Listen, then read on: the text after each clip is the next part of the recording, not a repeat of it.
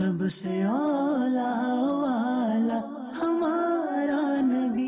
میرا نام ایمانی اطاریہ ہے. میری عمر 5 سال کی ہے. بابا نے بتایا ہے کہ جو روزہ رکھتا ہے اس سے اللہ تعالیٰ بہت خوش ہوتا ہے. آج میں نے صبح سحر کی تھی.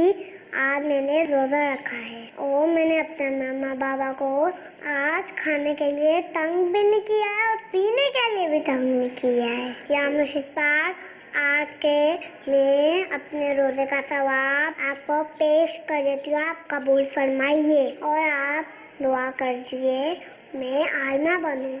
سبحان اللہ. مدنی منی نے اپنے روزے کا ثواب مجھے اس سال کیا. تو یہ نا آپ تو یہ سنتے ہو بچے کا تحفہ نہیں لینا چاہیے. تو بچے کا مال نہیں لینا چاہیے. ایسا تحفہ جس میں بچے کا نقصان ہوتا ہو.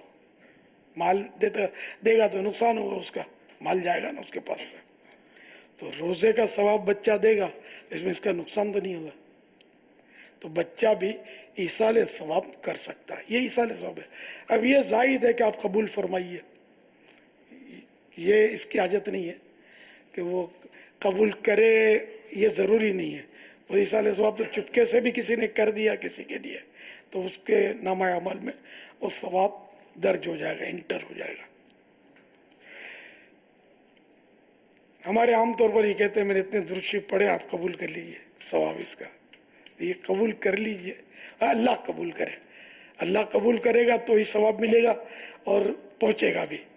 اب اگر وہ عبادت ایسی ہے ناقص, واقعی ایسی شرعن ناقص ہے کہ جو قابل قبول نہیں ہے, جیسے 4 رکعت کے بدلے 5 رکعت پڑھی ہوئے, زیادہ پڑھی, یہ قبول نہیں ہے شرعی احکامات کے مطابق. اب اس سے ثواب نہیں ملے گا. ثواب نہیں ملے گا تو ایصال ثواب بھی نہیں ہوگا. قرآن غلط پڑھ رہا ہے, ثواب نہ ملا, ایسا پڑھ رہا ہے تو ایصال ثواب کیا, تو ثواب میں نہیں پہنچے گا. صلو علی الحبیب صلی اللہ تعالی علی محمد.